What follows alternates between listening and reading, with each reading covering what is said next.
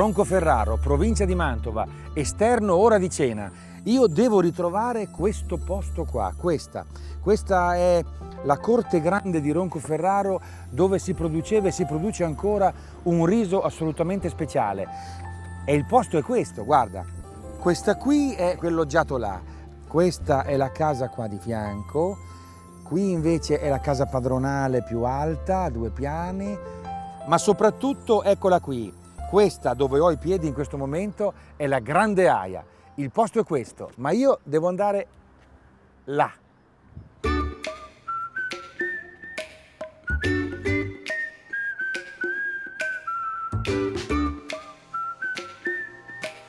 È come nelle favole, cammina cammina, il nostro eroe arrivò in un bellissimo palazzo dove c'erano le tavole imbandite. Però se ci sono le tavole imbandite è perché dietro c'è l'azienda agricola. Signor Franco? Sì, sono io. Ho trovato il posto? Siamo qui? Sì, Corte Grande. Siamo qua a Corte Grande? Corte Grande, di Roncoferraro. Il signor Franco fa l'agricoltore, però il signor Franco ha una passione. Stavo per dire mania, ma sì, diciamo forse è una mania, ecco. E raccolgo tutto. In magazzino dei suoi ricordi cimeli personali, eccetera. Che però riguardano, guarda caso, la coltura del riso. Vabbè, questo d'accordo. Queste erano è una pala. Erano chiamate pale per spostare e insaccare il riso. Franco, questo qua me lo deve spiegare perché uno non ci crede che cos'è. Era un fucile per spaventare i passeri e si metteva la polvere da sparo lì, poi si lasciava andare questo. Lascia andare questo? Lascia andare. Ah! Ecco che allora Sparava. era chiamato lo spaventapasseri, è Schuptin. Gli sfroci attorno al fuoco mettevano queste forchette piantate in terra e infilavano la polenta o il grasso o la salamina se c'era, perché era difficile che ci fosse la salamina allora. Ecco, questo invece secondo me nessuno può indovinare cos'è. Aiutiamo soltanto dicendo che erano 2. 2, sì, usavano 2 perché si andavano dentro coi piedi, erano chiamate le cassone. Quando c'era freddo i contadini andavano a pulire i fossi, buttavano su il fango e usavano questi stivali, che allora non c'era la gomma.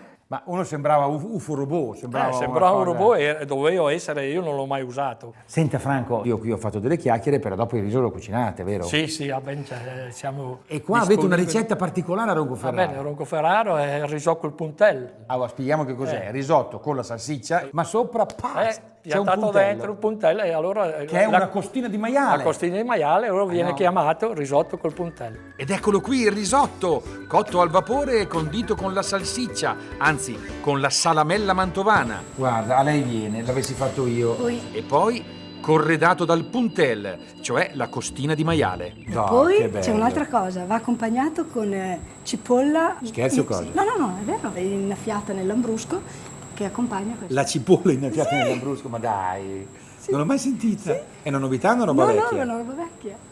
Beh, ma senti, ma a livello sociale, sei troppo come siamo giovane. messi? Troppo giovane. A livello sociale, come funziona la cipolla annegata nell'ambrusco?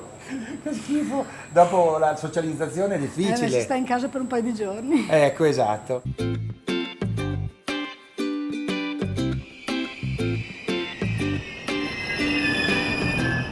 Alla stazione di Mantova ho preso il locale Mantova-Modena.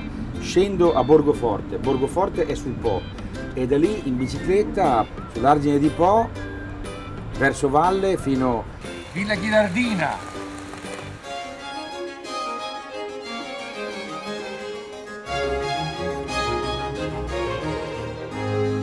Villa Ghirardina l'ha fatta fare attorno al 1460 Ludovico Gonzaga.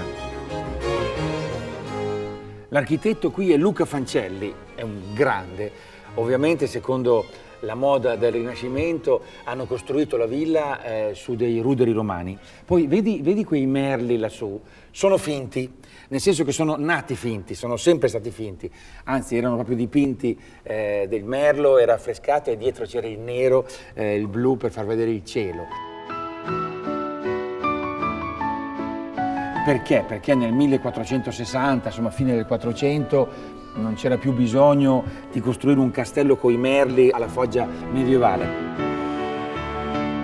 Però questa villa aveva una funzione difensiva, nel senso che qui siamo, rispetto a Mantova, nell'Oltrepo, a sud, E insomma eravamo, diciamo così, in un avamposto che doveva proteggere il Po. 120 anni dopo la sua costruzione, siamo quindi nel 1580 circa, Guglielmo Gonzaga la fa ristrutturare. La fa ristrutturare per il solito motivo dei Gonzaga, ecco, qui non siamo in epoca, e poi non si capisce bene se i capelli sono biondi come il frumento. Fatto sta che si innamora di una signorina o signora locale di 16 anni, bellissima, appunto biondissima, eccetera, eccetera, e insomma la porta qui e viene qui a stare bene con lei, perché i Gonzaga erano così, cioè si dice le ville dei Gonzaga, ma sarebbe meglio dire le ville delle amanti dei Gonzaga.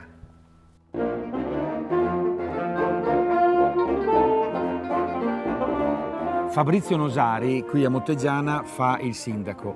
In un posto come questo, voi non ci avete mai pensato prima che ci può essere il turismo, o sì?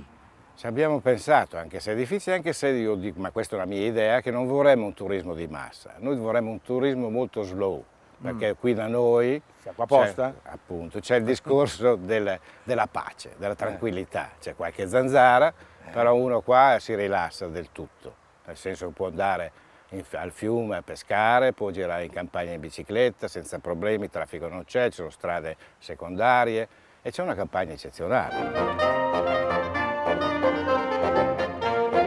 Motteggiana, città slow per eccellenza, dai.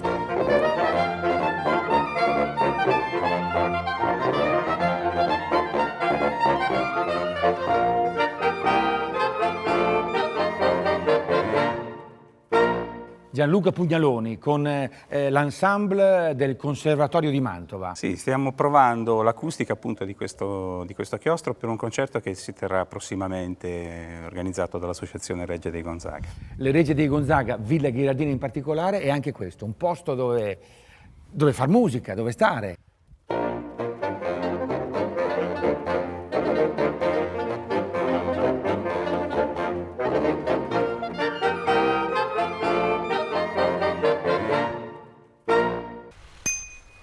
Bici avventura e c'è la sabbia, si scivola.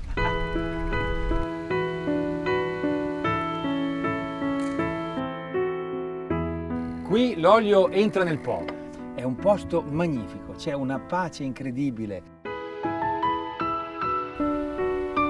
Ne vale la pena? Eh sì, valeva la pena. Da Motteggiana ho proseguito lungo l'argine del Po, lungo una campagna che per me rappresenta un panorama familiare.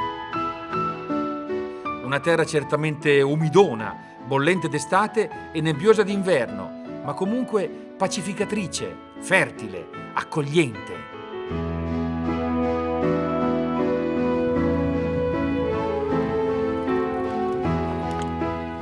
Il ponte di barche sull'olio. Mi ricordo quando ce n'era uno a Borgoforte, anche di questi ponti di barche, che quando la macchina del mio babbo ci passava sopra faceva tutto un rumore particolare. Andiamo a fare un giro in barca su quella fettina di olio che oggi, che non c'è acqua, è ancora navigabile. Qui con le guardie ecologiche, ex guardia caccia e guardia pesca. Devi metterti da mettere. Sì, va bene. Al gilet. Da arriva se il duo. Traduci. Ha detto, vediamo se ce ne vogliono due. Ecco, questo perché qua come la mettiamo? Non so se si chiude. Ma no, si chiude così, ecco così, guarda. Dobbiamo lavorare un po' più sé, perché le un po' in tiradura, i diesi in dialetto, le un po' in Traduzione, com'è che non si chiude? Sta un po' tirando, forse perché devono mollarlo dietro, forse perché io ho mollato davanti. Andiamo da qui verso la foce dell'olio, così, a fare una ricognizione acqua. Sì. Va bene, andiamo, dai. Pronti?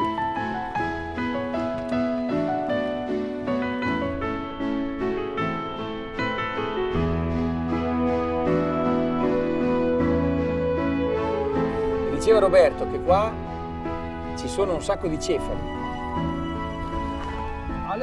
Pescare si può liberamente? Pescare si può liberamente, serve la licenza di pesca e, insomma, e l'attrezzatura. Si è notato comunque un aumento delle varietà di uccelli acquatici e in queste zone dove non si spara più da 30 anni sono diventati dei bacini di riproduzione e di sosta e di alimentazione sia di migratori che anche di molte specie che poi si sono stanzializzate. Ed eccoci alla confluenza dei due fiumi, qui finisce l'olio. Qui siamo in Po.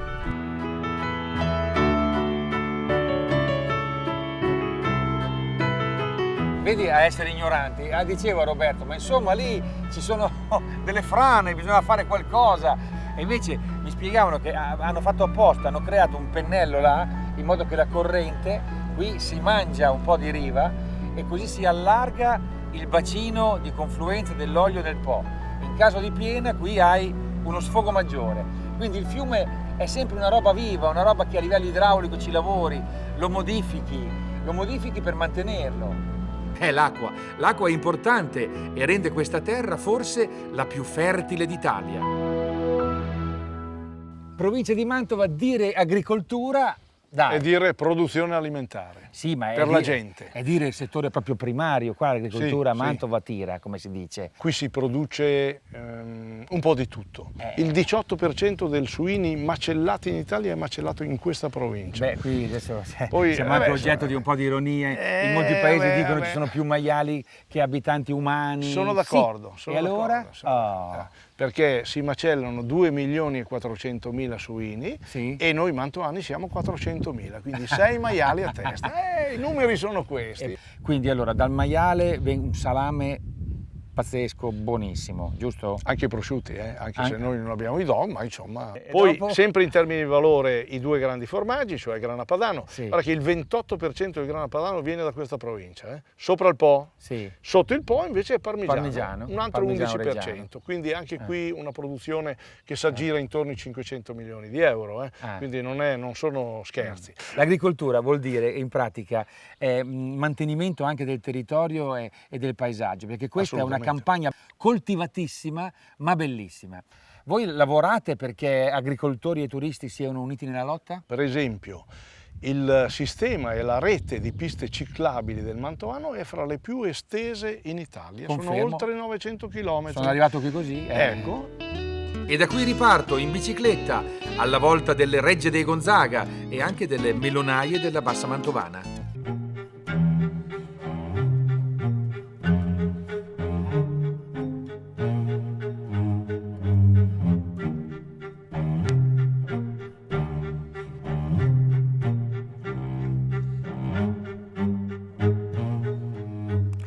Scusi, buongiorno, ma lei è un turista? Sì, sono un turista. È il ristorante questo? Sì, però prima del ristorante abbiamo una bellissima chiesa da farle visitare. Una chiesa? Sì, Prima del ristorante. una chiesa sconsacrata tutt'oggi, però in origine... Ma io sono qui per i Gonzaga. Ma è di Gonzaga, era il Pantio di Gonzaga. Nel 1500, qua a Gazzuolo, viene Gianfrancesco Gonzaga che eredita queste terre, sposa Antonio del Balzo e sceglie Gazzuolo come sua dimora. Vabbè, andiamo allora a vedere anche la chiesa. Il ristorante però non chiude, vero? No, è sempre aperto. Ci mettiamo poco, è qua la chiesa. Sì, è staccata al ristorante. Andiamo pure alla chiesa, sì. Signor? Achille Salvagni. Achille Salvani. Ma e la chiesa come si chiama? È la chiesa di San Pietro e vi do un po' le coordinate. Noi siamo qua a 20 km da Mantova e a 10 da Sabbioneta. Sì. Siamo a Gazzuolo, lo so, ero venuto proprio al ristorante qua perché è famoso. Sì. Comunque, no, andiamo pure, la chiesa. La chiesa... Cosa ci mettiamo? 5 minuti? Sì, una cosa veloce. Prego, Roversi. È permesso? Ecco.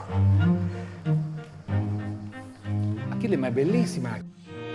Sì, è un'unica navata. Qui, secondo me, appunto, ha raggiunto il suo apice nel 1500, quando i Gonzaga ne fecero il pantio di famiglia. Questa è una lapide rinascimentale, dove raffigura, c'è uno stemma, ed è la lapide di Antonia del Balzo, la moglie di Gianfrancesco Gonzaga, che era il signore di queste terre. Chiamata la matrona, perché era lei che dominava le zone qua, i terreni, e è stato sepolto qua in questo panteo. Qua sotto? Qua sotto, esatto. Ah, ecco. E quella sarebbe la lapide? E quella è la lapide. Grattando negli intonaci abbiamo trovato questo dipinto qua. È un affresco raffigurante uno di Gonzaga, si presume. Però è interessante, tanto per capire la filosofia dei Gonzaga, di questo Antonio del Balzo. Sì, lei era molto fatalista e quindi questa candela spezzata esprime in quel periodo la sua situazione, diciamo, familiare. Non so se è stato con la morte del marito, comunque... La matrona, dici la matrona, che secondo sì. te era un simbolo... Sì. Ma sai che loro avevano le imprese, le chiamavano, cioè erano dei motti o dei simboli che rappresentavano un loro stato d'animo. Magari questa, la candela spezzata, è l'impresa della matrona. Questa chiesa è tutta da scoprire, secondo me, quindi merita di essere visitata dai turisti. Ecco, ma come se un altro turista arriva qui, come fa a visitarla? Basta andare in biblioteca e lì hanno le chiavi e possono venire qua a vedere. Bene, dai, secondo me hanno buttato il riso ed è cotto, è molto bella, possiamo andare al ristorante adesso. Certo. A proposito, Achille, che specialità c'è al ristorante qua? Hanno il risotto col melone. Comunque, Il risotto e melone non l'ho mai sentito. è terre dei meloni questa qua, eh? No, quello lo sapevo, ma qui andiamo a vedere, interessantissimo, risotto e melone dei Gonzaga. La cosa strana è il contrasto assoluto, tipico di questi luoghi, dove non mancano mai le contraddizioni, tra la chiesa gonzaghesca affascinante ma decadente e la struttura supermoderna del ristorante. Con permesso? Saresti tu Giovanni Sono io Giovanni. Ascolta, ma dove sono finito? No, mi spiego meglio. Siamo qui nella Bassa Mantovana. È tutto tradizionale. Questo è un posto... Tradizionale. No, tradizionale, è super moderno. Ma no. L'edificio è un esempio di bioedilizia futuribile. È strano, è bello. Quindi, diciamo, avete reinterpretato una tradizione rispettando una struttura, però con innovazioni tecnologiche, ma biocompatibili. Biocompatibili e soprattutto biorispettabili, biorispettanti. E la filosofia della cucina, com'è? La filosofia della cucina è legata in un qualche modo all'architettura e all'arte. Se noi pensiamo che per fare un'opera d'arte ci sono degli ingredienti, no? E questi ingredienti sono costantemente quelli, no? E l'opera d'arte cambia, si può anche ragionevolmente pensare che la cucina è fatta con gli stessi ingredienti, ma cambiando gli equilibri e quindi colori, sapori, il prodotto cambia, quindi diventa arte questa. È un'arte consapevole che si distrugge rispetto all'altra arte, però è arte anche questa. Si distrugge, si trasforma, perché se adesso io mangio quello che tu mi vorrei dare da mangiare, poi diciamo è energia che io rielaboro. D'accordo. Lascia stare poi che ci siano delle scorie di carattere letamico che io andrò a collocare, però insomma cosa si mangia in poche parole? Noi mangiamo un risotto col melone e culatello. Metto prima il culatello, lo faccio un po' soffriggere, poi aggiungo il melone, un po' di vino rosso. Si fa andare come quando si fa uno stracotto che diventa questo bel sugo. Prima si fa soffriggere il riso nel sugo e poi si aggiunge pian piano il brodo finché lo si porta a cottura lasciando la morbidezza È riso del risotto, tirato, insomma, del risotto il capito. nostro che è morbido. E dopo? Alla fine, per dargli poi un tocco di freschezza, mettiamo dei pezzettini di melone crudo e un bel tritto di basilico. Bene. E poi sopra una spruzzata di limone. Limone, perché il limone? Che contrasta lo zuccherino del melone. Il riso è di queste parti, chiaramente. Sì, il riso era una pila che era stata proprietà di Gonzaga. È un riso storico-filologico. quindi... Mangio i Gonzaga, per cui sono in regola. Riso al melone culatello.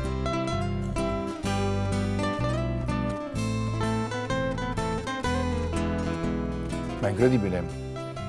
Ho avuto come una boccata di sapore di fieno, come una cosa agricola, che come se una zaffata di terra con questo caldo, con questa umidità mi arrivasse in bocca. Si arriva quasi a una tendenza vagamente cotechinica.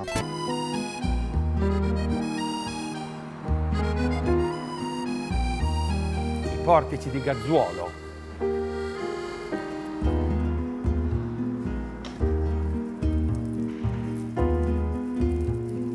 Buongiorno signora. Buongiorno. Piacere. Piacere. Patrizia. Silva. Silva? Sì. Beh, signora, lo sa che lei è, come dire, una rarità ormai. Lo so. Una specie da salvare, Lei impaglia sedie così per diletto oppure... No, così per diletto. Lo facevo da bambina, che l'avevo imparato nella stalla, sa come si faceva una volta. E dopo da pensionata e da sclerotica avevo le sedie rotte. E mi sono ricordata che forse ero capace ancora di farle. Comunque sappia che ci sono degli studi tedeschi sicuramente, se non ci sono, insomma, facciamo finta che ci siano, che dicono che impagliare le sedie, quindi rilassarsi e concentrarsi su un lavoro così, invece cura l'arteriosclerosi. Davvero? Allora, sì. Allora non dovrei averne proprio zero io, invece io credo che aumenti tutti i giorni sempre di più. Ma che cos'è esattamente quella paglia lì? Caresa, in italiano carice, è un'erba palustre che cresce da sola, non c'è da farci niente, è un regalo che ci fa il nostro territorio. Adesso è considerata un infestante, ma una volta era molto importante nell'economia delle nostre famiglie. Veniva raccolta, veniva seccata e d'inverno, quando non c'era niente da mangiare, la si poteva commerciare e quindi portare a casa un po' di soldini. Noi dobbiamo solo raccoglierla e avere l'ingegno di lavorarla. Una volta facevano delle corde che teneva legato il frumento nel tempo della mietitura. Facevano anche i materassi. Ascolti, ma non sarà che però per andare avanti nel futuro qualcosa del passato lo bisogna recuperarlo? Adesso mia moglie Susi dice l'arcaico futuro, cioè una roba vecchia che però ti serve come esempio e modello per progettare quello che deve venire. Guardi, adesso la gente di adesso è abituata a fare le corse, a sottovalutare il tutto e a tenere per buono tutto quello che è veloce, che non ti dà impegno, ma che però ti dà reddito. Quindi questo non è certamente uno di questi lavori. Sì, però c'ha un valore proprio per quello. Io adesso sto facendo un giro turistico e l'abbiamo chiamato slow tour, che slow vuol dire lento, cioè un giro lento. Il bello è che io, invece di sfrecciare qui a bordo di un torpedone con aria condizionata, sono arrivato in bicicletta, ho visto lei, mi sono fermato. Ha fatto bene. Ho fatto bene sì, ma l'ho fatto perché sto andando lento. Ma se lei fosse passato con un turbo a tutta velocità, certamente non mi avrebbe visto. No. Vede? Signora, però vedere uno che fa lavorare le mani è bello. Lei cosa ha fatto di mestiere tutta la vita? Guardi, ho lavorato ai campi, ho fatto la sarta, sono andata in fabbrica, ho fatto la mamma, ho fatto la moglie, ho fatto quello che potevo. Ma più di così. Adesso faccio la sclerotica e la pensionata. Va bene, grazie. La ringrazio. Io vado verso Sabbioneta, da che parte è? Sempre diritto, però se incontro un muro o da una parte o dall'altra. La saggezza dell'artigiano. Va bene. Ciao, arrivederci. La ringrazio, ciao.